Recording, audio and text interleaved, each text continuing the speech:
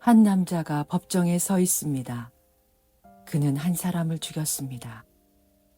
그런데 검사와 배심원들이 오래 들여다보는 것은 총을 쏜 그날의 일만이 아닙니다. 그들은 그보다 앞선 어느 날을 꺼내듭니다. 남자가 어머니의 장례식에서 울지 않았던 날, 관 앞에서 커피를 마시고 담배를 피우며 어머니의 얼굴을 마지막으로 보지 않았던 날이지요. 사람들은 묻습니다. 어머니가 세상을 떠났는데 어떻게 저렇게 할 수 있는지. 그리고 어느 순간 재판은 살인사건을 다루는 자리가 아니라 한 인간이 슬퍼하는 방식이 옳았는지를 심판하는 자리가 됩니다. 그 남자의 이름은 메르소입니다. 오늘 밤 들려드릴 이야기는 알베르 까뮈의 이방인입니다. 알베르 까뮈는 1913년 당시 프랑스의 식민지였던 북아프리카의 알제리에서 태어났습니다. 가난한 노동자 가정에서 자란 그는 어린 시절부터 눈부신 햇빛과 바다, 건조한 거리와 뜨거운 바람을 가까이에서 보았고 알제리의 강한 빛과 열기는 훗날 그의 작품 곳곳에서 다시 태어나지요. 기자와 극작가, 소설가와 철학적 에세이스트로 활동한 까뮈는 전쟁과 폭력, 그리고 죽음을 피할 수 없는 인간이 어떤 태도로 살아야 하는지를 오래 고민했습니다. 이방인은 제2차 세계대전 중이던 1942년에 발표되었고 같은 해 까뮈는 시지프 신화도 세상에 내놓았습니다. 두 작품은 서로 다른 형식을 지녔지만 인간이 삶의 의미를 묻는 동안 세계는 아무런 대답도 하지 않는다는 문제를 함께 바라보고 있습니다. 소설의 무대는 까뮈가 나고 자란 알제리입니다. 바다와 햇빛으로 가득한 도시 알제, 노인들이 머무는 마랑고의 양로원, 그리고 한 사람의 운명을 바꾸게 될 뜨거운 해변이 이야기의 중심에 놓여 있습니다.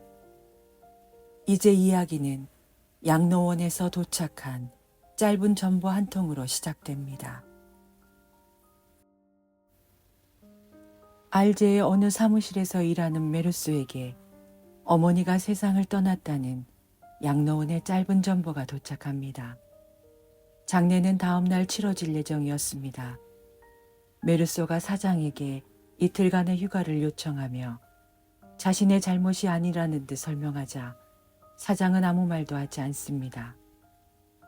그 침묵 앞에서 그는 마치 휴가를 부탁한 일이 잘못이라도 되는 것처럼 잠시 어색함을 느끼지만 장례를 치르고 돌아오면 모든 일이 끝나 있을 거라고 생각합니다. 그는 검은 넥타이와 양복을 빌린 뒤 버스를 타기 위해 서둘러 길을 나섭니다. 양로원이 있는 마랑고까지는 2시간가량 걸립니다. 차 안은 덥고 엔진의 진동은 몸을 무겁게 만들어 메르소는 어머니의 죽음을 생각하기보다 좌석에 흔들리는 몸과 창문으로 들어오는 더운 공기를 느끼며 거의 내내 잠을 잡니다.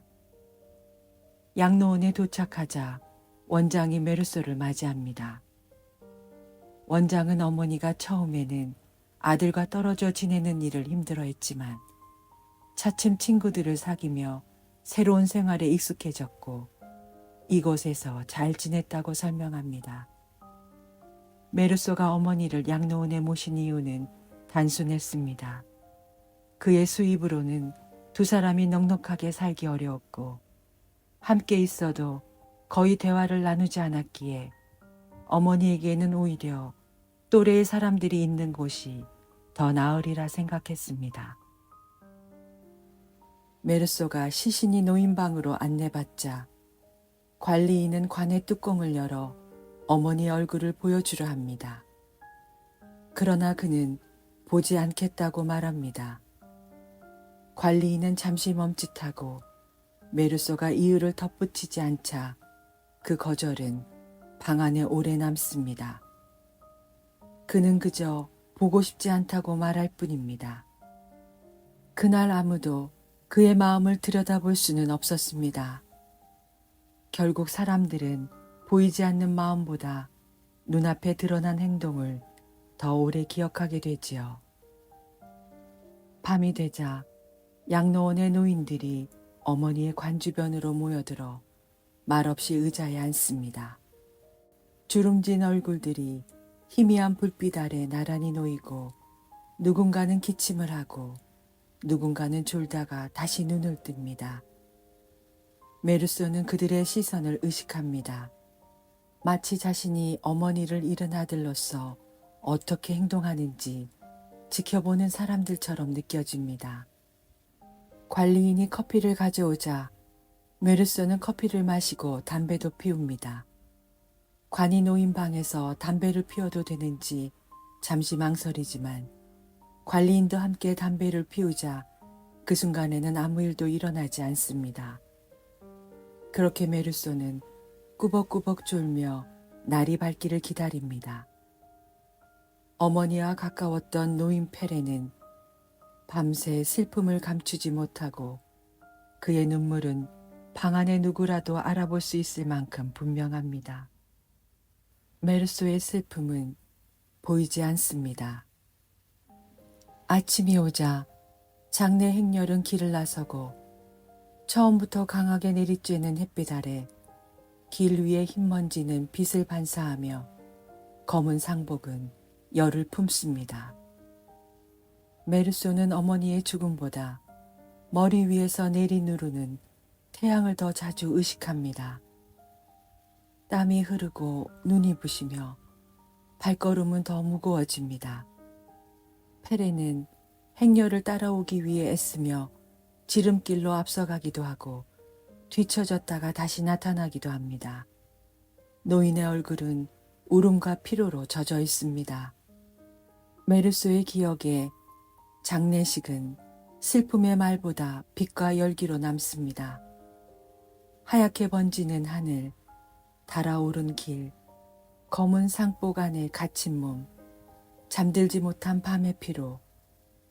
장례가 끝나자 메르소는 알제로 돌아가고 가장 먼저 이제 잘 수 있다는 것과 주말이 아직 남아있다는 데서 안도감을 느낍니다. 월요일이 되면 다시 사무실로 돌아갈 것입니다. 어머니가 세상을 떠났지만 도시는 멈추지 않습니다. 버스는 달리고 사람들은 출근하며 바다는 햇빛을 반사합니다. 다음 날 토요일, 메르소는 수영을 하러 바다에 갔다가 예전에 같은 사무실에서 일했던 마리 카르도나를 만납니다. 두 사람은 물속에서 장난을 치며 함께 웃습니다.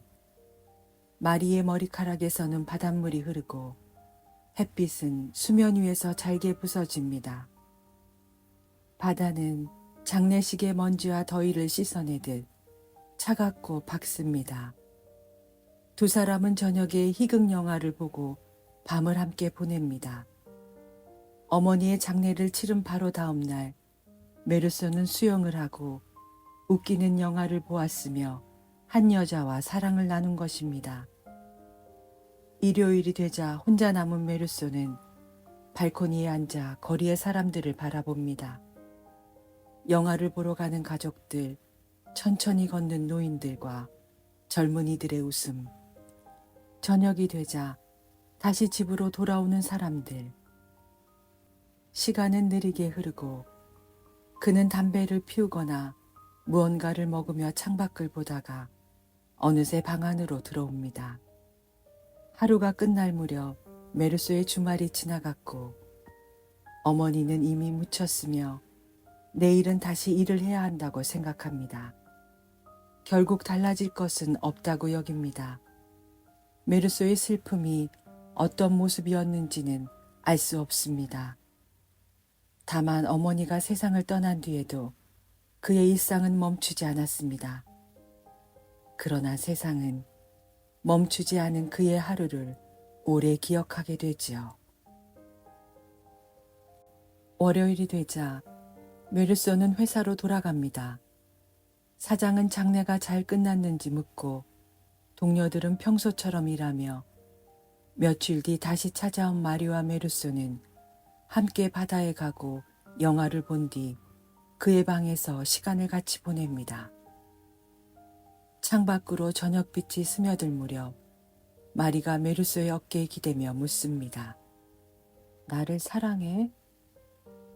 메르소는 사랑이라는 말이 자신에게는 큰 의미가 없다고 생각해 아마 사랑하지 않는 것 같지만 그것이 중요한지는 모르겠다고 답합니다.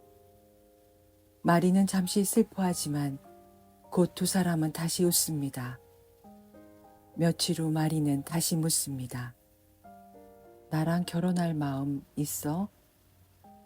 메르소는 그녀가 원한다면 결혼해도 좋다고 말합니다. 다른 여자였어도 똑같이 대답했을 거야? 아마. 메르소는 숨기지 않고 그렇게 인정합니다.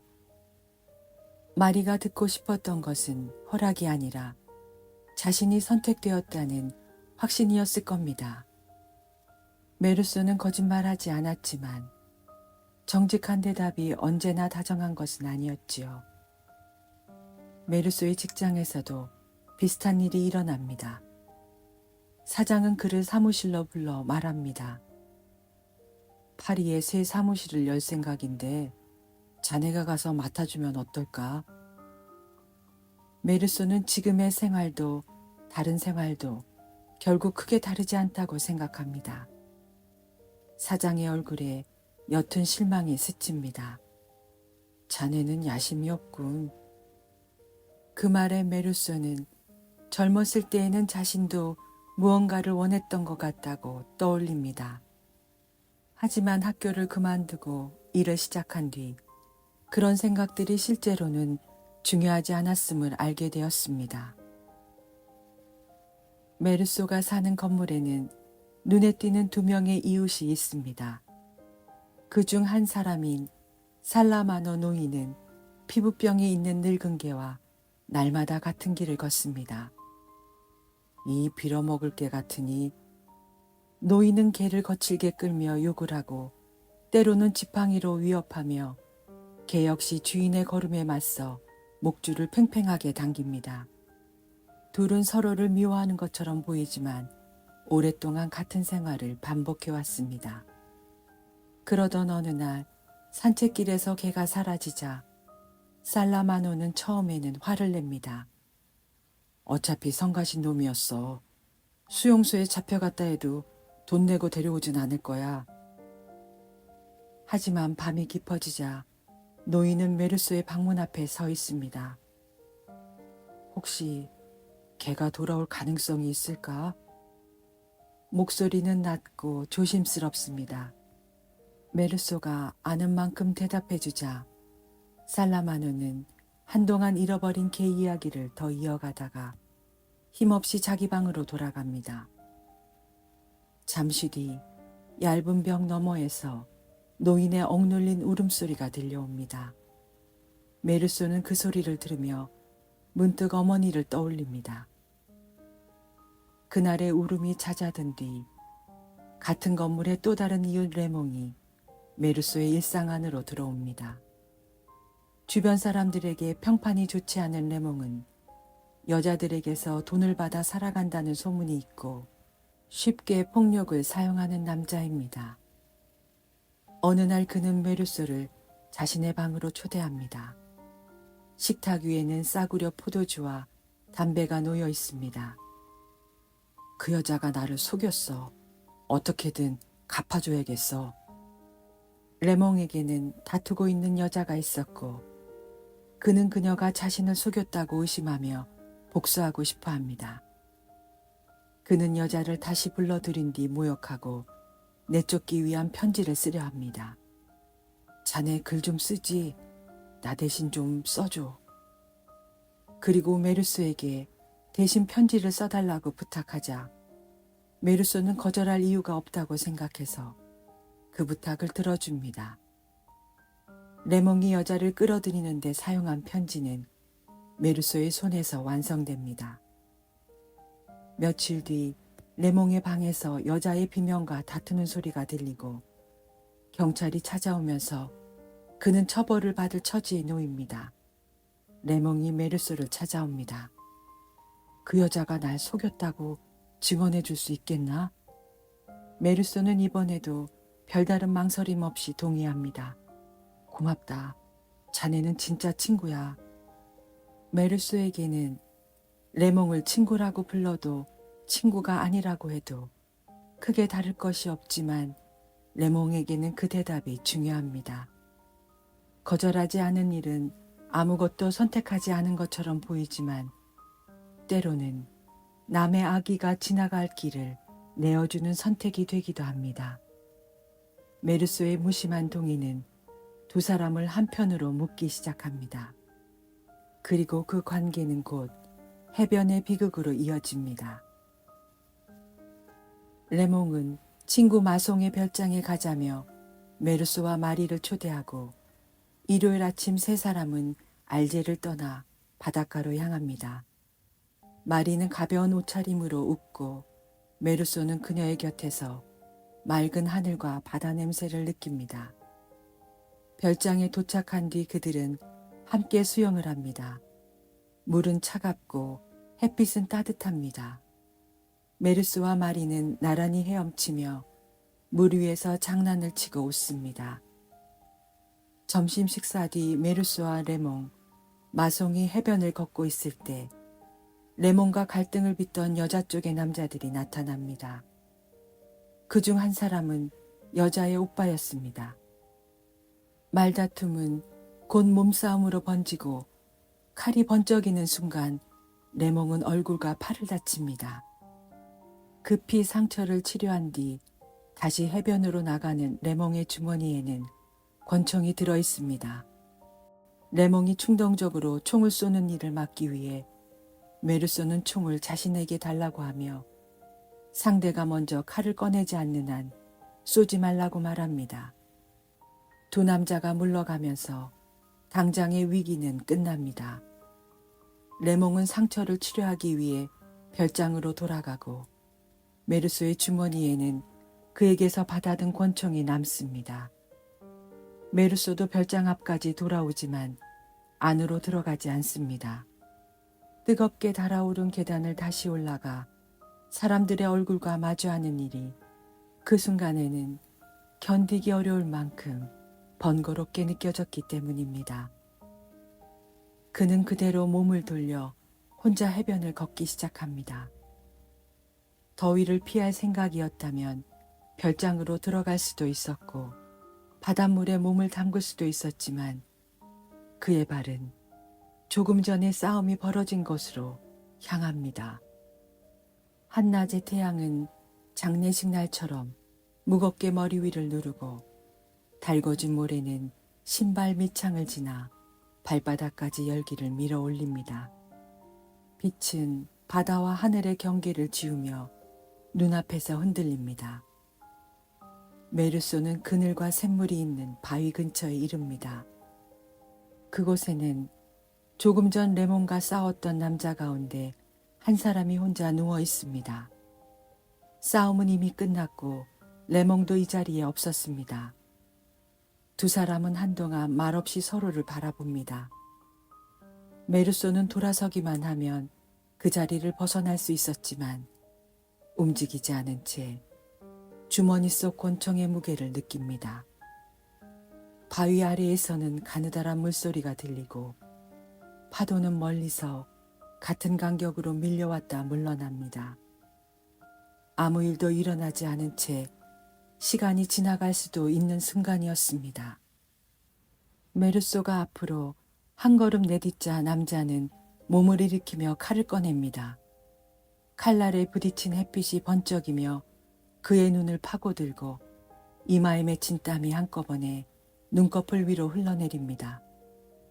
뜨거운 공기는 숨을 막고 손안의 권총은 더 이상 낯선 물건처럼 느껴지지 않습니다. 그러나 그 순간에도 메르소와 남자 사이에는 몇 걸음의 거리가 있었고 메르소는 뒤로 물러나거나 돌아설 수 있었습니다. 그러나 그는 물러서지 않습니다. 주머니에서 권총을 꺼내 남자를 향해 들고 방아쇠를 당깁니다. 한 발의 총성이 해변의 공기를 찢습니다. 남자는 모래 위에 쓰러지고 칼날에서 튀던 빛도 움직임도 사라집니다. 첫발과 함께 눈앞의 위협은 이미 끝났습니다. 총성이 멎은 자리에는 잠시 파도 소리만 돌아옵니다.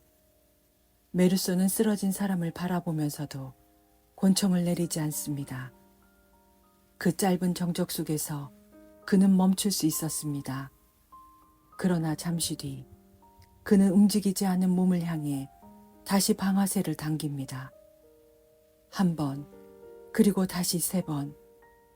뒤따른 4발의 총성은 이미 끝난 싸움 위로 차례로 떨어지고 모래 위의 몸은 아무런 대답도 하지 않습니다. 조금 전까지 웃음과 수용으로 가득했던 일요일은 5발의 총성과 함께 완전히 다른 시간이 됩니다. 메르소는 자신이 평온했던 하루의 균형을 깨뜨렸다는 것을 압니다. 그러나 그가 깨뜨린 것은 하루만이 아니었습니다. 그의 남은 삶 전체가 그 순간 이전과 이후로 나뉩니다. 메르소가 체포된 뒤 변호사가 찾아오고 예심 판사는 그를 불러 같은 질문을 여러 번 되풀이합니다. 왜 다시 해변으로 갔습니까? 그렇다면 왜 첫 발을 쏘았죠? 왜 쓰러진 사람에게 4발을 더 쏘았습니까? 메르소는 눈부신 빛과 견디기 힘든 더위, 이마를 타고 흐른 땀과 칼날에서 반사된 햇빛처럼 자신이 느낀 것들을 말했습니다. 예심 판사의 얼굴에는 그것만으로는 부족하다는 기색이 떠오릅니다. 예심 판사는 그가 분노했었는지 복수하려 했거나 처음부터 죽일 생각이었는지를 묻습니다. 메르소가 아니라고 답하자 그렇다면 왜 4발을 더 쏘았느냐는 질문이 다시 돌아옵니다. 메르소는 오래 침묵합니다. 예심 판사는 다른 질문으로 옮겨가 서랍에서 작은 십자가를 꺼내 메르소의 눈앞에 들어 보입니다. 신을 믿습니까? 아니요. 예심 판사의 목소리가 높아집니다. 그는 십자가를 메르소의 얼굴 가까이 들이밀며 재차 묻습니다. 정말 아무것도 믿지 않습니까? 그러나 메르소는 그 물음 앞에서도 표정을 바꾸지 않습니다. 메르소는 후회라는 말이 자신의 상태와 정확히 맞지 않는다고 생각합니다. 그에게는 후회보다 귀찮음과 불편함, 이미 벌어진 일 앞에서 느끼는 막막함이 더 큽니다. 예심 판사는 그를 한동안 바라보다가 서류를 덮고 조사가 끝난 메르소는 다시 감방으로 돌아갑니다. 복도 끝에서 철문이 닫히며 열쇠가 돌아가는 소리가 납니다.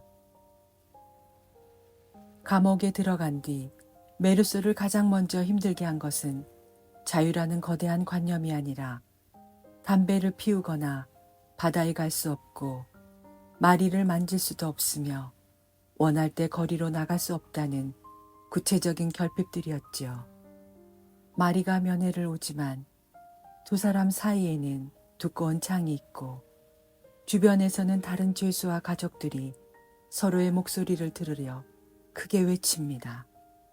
마리는 웃으려 애쓰고 메르소도 그녀의 얼굴을 바라보지만 소음 속에서 2 사람의 대화는 자꾸 흩어집니다. 마리는 그가 곧 풀려날 것이라고 말하고 나오면 결혼하자고 합니다. 메르소는 그녀의 말을 듣지만 그 약속을 붙잡아 미래를 만들지는 못합니다. 면회가 끝난 뒤 마리는 더 이상 찾아오지 못합니다. 2 사람이 법적으로 부부가 아니라는 이유로 면회가 제한된 것입니다. 처음에는 마리를 떠올리는 일이 괴롭지만 시간이 지나자 그리움도 감옥의 일상 안에서 형태를 바꿉니다. 메르소는 사람은 어떤 생활에도 결국 익숙해진다는 어머니의 말을 떠올립니다. 처음 양로원에 들어갔을 때 어머니 역시 낯선 방과 낯선 사람들을 견뎌야 했습니다. 그러나 시간이 흐르자 친구를 사귀고 산책을 하며 페레와 가까워졌습니다. 메르소 역시 조금씩 감옥에 익숙해집니다. 사람은 견딜 수 있어서 익숙해진 것이 아니라 견뎌야 하기 때문에 익숙해지는지도 모릅니다. 방 안에 있는 물건들을 하나씩 바라보고 기억 속의 자기 방을 떠올립니다. 침대와 의자, 낡은 가구, 벽에 걸린 것들. 그는 방의 한쪽에서 다른 쪽까지 머릿속으로 천천히 이동하며 모든 물건을 기억해냅니다. 한 사람이 단 하루만 세상을 자세히 보아도 그 기억만으로 오랜 시간을 견딜 수 있을지 모른다 생각합니다. 감옥의 시간은 사건으로 나뉘지 않고 아침과 저녁, 식사와 잠, 빛이 들어오고 사라지는 일로만 반복될 뿐이지요. 밖에서라면 지루함이라고 불렀을 시간이 안에서는 삶 전체가 됩니다. 메르소가 잠을 많이 자기 시작하면서 낮과 밤의 경계는 흐려지고 하루는 다른 하루와 닮아갑니다. 더 이상 직장의 제한도 결혼의 선택도 이웃의 부탁도 없습니다. 남은 것은 기다림뿐입니다. 재판을 기다리고 판결을 기다리며 하루가 끝나기를 기다립니다. 재판이 열리는 날, 법정은 더운 공기와 사람들의 목소리로 가득하고 자리를 잡은 기자들과 방청객들은 메르소를 바라봅니다. 그는 자신이 사건의 중심에 있으면서도 자신과 관계없는 구경거리가 된 듯한 기분을 느낍니다. 사람들은 그를 보러 와서 그에 대해 말할 준비를 마쳤지만 정작 메르소 자신은 자신의 이야기에 참여할 자리를 거의 얻지 못합니다. 검사와 변호사가 질문을 주고받는 동안 증인들은 차례로 불려 나옵니다. 양로원 원장과 장례식 밤을 지켰던 관리인, 어머니의 친구 페레, 마리와 레몽, 살라마노와 마송까지 해변에 없었던 사람들까지 메르소의 운명을 결정하기 위해 법정에 섭니다. 양로원 원장이 증인석에 섭니다. 피고인은 어머니의 나이도 정확히 알지 못했습니다. 관 속 얼굴을 보려 하지도 않았고 눈물도 흘리지 않았습니다. 관리인이 뒤를 잇습니다. 관 앞에서 커피를 마시고 담배를 피웠습니다. 법정 안에서 낮은 웅성거림이 퍼집니다. 검사는 흩어져 있던 장면들을 하나의 이야기로 만들기 시작합니다. 처음에는 양로원의 장례식만을 묻는 듯 했지만 질문은 곧 장례식 다음 날의 바다와 영화관으로 옮겨갑니다. 관 앞에서 마신 커피와 피운 담배는 무심함의 증거가 되고 마리와 함께 수영하고 웃었던 시간은 어머니의 죽음을 슬퍼하지 않았다는 근거로 바뀝니다. 서로 다른 날에 일어난 일들이 검사의 목소리 안에서 원인과 결과처럼 이어집니다. 그는 여기에 레몽의 편지를 대신 써준 일과 경찰 앞에서 그를 두둔한 일까지 보탭니다. 메르소가 깊이 생각하지 않고 받아들였던 선택들은 이제 폭력에 기꺼이 가담해온 사람의 흔적으로 해석됩니다. 그렇게 검사가 완성해가는 인물은 해변에서 우연히 총을 쏜 사람이 아닙니다. 어머니의 죽음 앞에서도 다른 사람의 고통 앞에서도 아무것도 느끼지 못하다가 마침내 살인에 이른 사람입니다. 아직 모든 증언이 끝나지 않았는데도 법정에는 이미 하나의 결론이 자라기 시작합니다. 그날 해변에서 무슨 일이 있었는가 보다 그런 일을 저지를 수 있는 인간이 누구인가가 재판의 중심으로 옮겨갑니다. 마리가 증인석에 섭니다. 그녀는 메르소와 처음 가까워진 날이 장례식 다음 날이었다고 말해야 합니다. 두 사람이 함께 수영했고 희극 영화를 보았으며 밤을 함께 보냈다는 사실도 드러납니다. 그런 뜻으로 말한 게 아니에요. 마리는 그렇게 말하며 울기 시작하지만 검사는 더 묻지 않습니다. 살라마노가 증인석에 섭니다. 메르소는 어머니에게 나쁜 아들은 아니었습니다. 그에게도 형편이 있었고 양로원에 보낸 일을 쉽게 비난해서는 안 된다고 설명합니다. 그러나 그의 말은 법정의 흐름을 바꾸지 못합니다. 레몽 역시 사건의 원인이 자신의 갈등에서 시작되었다고 말합니다. 메르소가 먼저 계획한 일은 아니었다는 사실을 밝히려 합니다. 하지만 검사는 오히려 메르소가 평판 나쁜 사람과 어울렸다는 점을 강조하고 그를 도와주려던 증언까지 불리한 증거로 바꿔놓습니다. 변호사는 그를 대신해 말하지만 그 말조차 메르소 자신의 목소리는 아닙니다. 어느 순간 메르소는 자신의 재판인데도 입을 다물고 있어야 한다는 사실이 이상하게 느껴집니다. 그가 무언가를 말하려 하자 변호사는 가만히 있으라는 눈짓을 보냅니다. 그날 법정에서 가장 또렷해진 것은 메르소의 마음이 아니었습니다. 다른 사람들이 하나씩 이어붙여 완성한 메르소라는 인간의 모습이었습니다. 최후 논고가 시작되자 검사는 해변에 5발을 말하면서 자꾸만 어머니의 장례식으로 돌아갑니다. 그는 배심원들을 바라보며 목소리를 높입니다. 어머니의 죽음 앞에서 울지 않은 사람은 장례식 다음 날 여자와 수영하고 희극 영화를 보며 웃었습니다.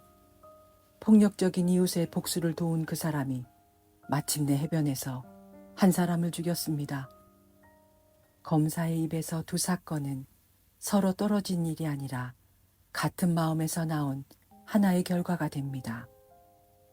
검사는 메르소가 장례식에서 울지 않았다는 사실보다 울지 않은 일을 조금도 숨기지 않았다는 점을 더욱 집요하게 파고듭니다. 이제 메르소는 한 사람을 죽인 피고인으로만 서 있지 않습니다.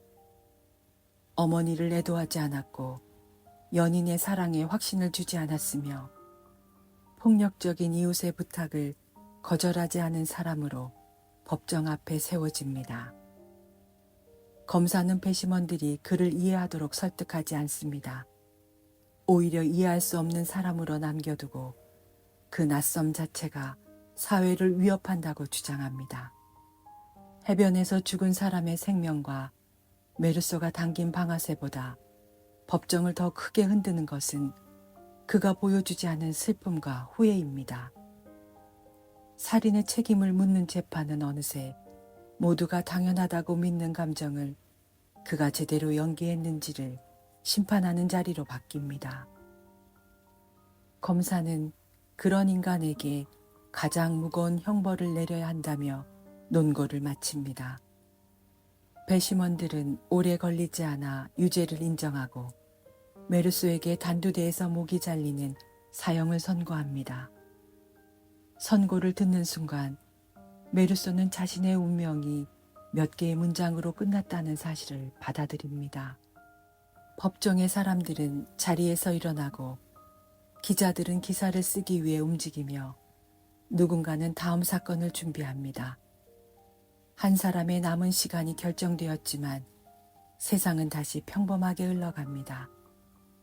어머니의 장례식이 끝난 뒤 도시가 아무렇지 않게 이어졌던 것처럼 메르소의 사형 선고 뒤에도 법정은 멈추지 않습니다. 사형수가 된 메르소에게 밤은 이전과 전혀 다른 의미를 갖습니다. 형 집행이 새벽에 이루어질 수 있기 때문에 그는 밤마다 잠에서 깨어 복도에서 들리는 발소리에 귀를 기울입니다. 사람들이 자신의 방문 앞에서 멈출지 그냥 지나갈지 기다립니다. 가장 작은 소리도 삶과 죽음의 경계처럼 들립니다. 메르소는 상고가 받아들여져 사형을 피할 가능성을 생각하지만 그 희망은 그를 살게 하기보다 더 깊은 공포 속에 붙잡아 둡니다. 가능성이 아주 작다는 것을 알면서도 메르소는 그 작은 틈에 모든 마음을 기울입니다. 그러다 발소리가 들리면 그 희망은 한순간에 무너집니다. 메르소는 사형제도에 대해 생각합니다. 예전에는 처형을 확실하게 이루어내는 정교한 장치라고 막연히 여겼습니다. 하지만 자신의 목이 놓일 자리를 상상하자 그것은 더 이상 추상적인 제도가 아닙니다. 그는 처형이 왜 새벽에 이루어지는지도 생각합니다. 사람들이 잠든 시간, 도시가 아직 깨어나지 않은 시간, 한 인간을 조용히 없애기 좋은 시간이죠. 메르소는 자신만이 죽음을 특별하게 두려워하는 것은 아니며 모든 인간은 오늘 죽든 수십 년 뒤에 죽든 결국 마지막에는 같은 곳에 도착한다고 생각합니다. 이 생각은 처음에는 아무런 위로도 되지 않습니다. 내일 죽을 사람이 언젠가 모두 죽는다는 사실만으로 쉽게 평온해질 수는 없기 때문입니다. 그러나 메르소는 계속 생각합니다. 사형 선고를 받지 않았더라도 자신의 삶은 끝이 정해져 있었습니다. 마리와 결혼했더라도, 파리로 가서 새 일을 시작했더라도, 더 많은 돈을 벌고 더 오래 살았더라도 언젠가는 죽었을 것입니다.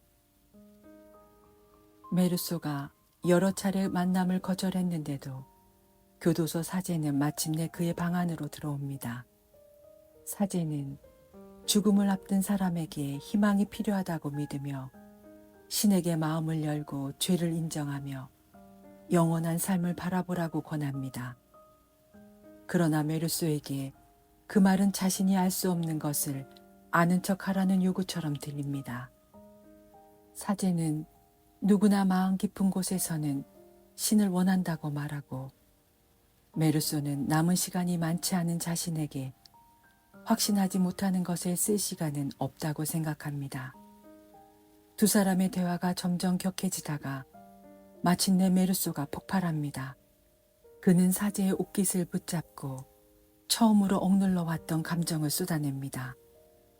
자신이 무엇을 믿고 무엇을 믿지 않는지, 다가올 죽음이 얼마나 확실한지, 사제가 말하는 영원한 삶이 자신의 지금보다 왜 더 중요해야 하는지 외칩니다. 사제가 떠난 뒤 메르소는 열린 밤을 바라봅니다. 창살 너머로 별이 뜬 하늘이 보이고 감옥 안으로 스며든 밤 공기는 낮 동안 달아올랐던 벽을 천천히 식힙니다. 멀리서 기차가 지나가는 소리가 들립니다. 누군가는 그 기차를 타고 집으로 돌아가고 누군가는 이제 막 하루를 시작할지도 모릅니다. 도시는 그가 없는 곳에서도 오래전과 다름없이 움직이고 있습니다. 메르소는 자신이 걸었던 거리와 마리와 함께 헤엄치던 바다를 떠올립니다. 햇빛에 잘게 부서지던 물결과 젖은 머리카락, 발코니 아래로 지나가던 사람들의 목소리도 아주 오래된 일처럼 되살아납니다. 그리고 양로원의 저녁을 기다렸을 어머니를 생각합니다. 어머니 역시 낯선 방에서 창밖을 바라보며 페레와 걸을 다음 날을 기다렸을 겁니다. 끝이 가까운 줄 알면서도 새 옷을 입고 저녁의 기척과 누군가의 발소리에 마음을 열었을 것입니다. 메르소는 이제 어머니가 마지막에 느꼈을 마음과 자신의 마음이 아주 멀리 떨어져 있지 않다고 느낍니다. 죽음이 다가와도 삶은 마지막 순간까지 빛과 냄새와 소리로 곁에 남아 있습니다. 조금 전까지 그를 짓누르던 분노가 가라앉자 감방 안에는 더 이상 피해야 할 것도 억지로 설명해야 할 것도 없는 깊은 고요가 찾아옵니다. 그는 자신이 한때 행복했다고 생각합니다. 그리고 죽음을 기다리는 지금도 이 밤의 공기와 별빛을 느낄 수 있다는 사실을 가만히 받아들입니다. 세상은 그의 죽음을 슬퍼하지도 그의 삶에 특별한 뜻을 약속하지도 않습니다. 그 무관심은 차갑지만 누구에게도 거짓된 위로를 건네지 않습니다. 메르소는 처음으로 세계의 무관심이 자신과 닮아 있다는 것을 느끼며 마음을 엽니다. 그에게 남은 마지막 바람은 처형되는 날 많은 사람들이 찾아와 자신을 향해 분노와 증오의 목소리를 내는 것입니다. 그들의 외침 속에서 그는 마지막까지 세상과 맞닿아 있는 한 사람이 되고 싶었는지 모릅니다. 그 생각을 끝으로 감옥의 밤은 다시 고요해집니다. 메르소는 한 사람을 죽였고 쓰러진 몸을 향해 4발을 더 쏘았습니다. 그의 죄는 분명합니다.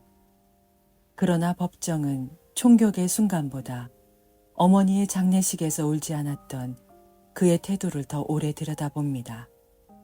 그는 살인으로 기소되었지만 사람들이 기대하는 방식으로 슬퍼하지 않은 죄까지 함께 심판받았습니다. 메르소는 자신이 느끼지 않는 감정을 꾸며내지 않는다는 점에서는 정직합니다. 그러나 그 정직함을 선함이라고 말할 수는 없습니다.